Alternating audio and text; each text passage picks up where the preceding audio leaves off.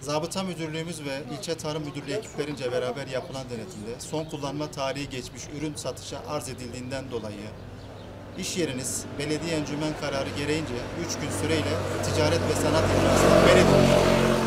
Suçun tekrarı halinde tarafınıza 7 gün süreyle ticaret ve sanat icrasından yeniden men edileceği önemli tembih olunur. Tekrar suçun devamı halinde ise ruhsatınız iptal edilecektir.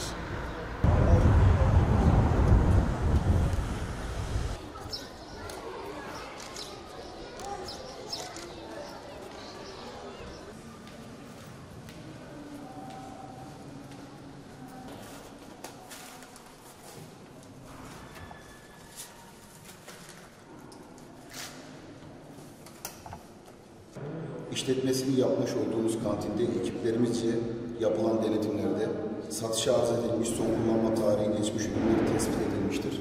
İş yerimiz Şahin Bey Belediye Başkanlığı, Zabıta Müdürlüğü, Belediye Emir ve Yasakları Uygulama Yönetmeliği'nin 261. maddesine istinaden 3 gün süreyle kapatılmış olup kabahatin ikinci tespiti halinde iş yerimiz 7 gün süreyle kapatılacaktır.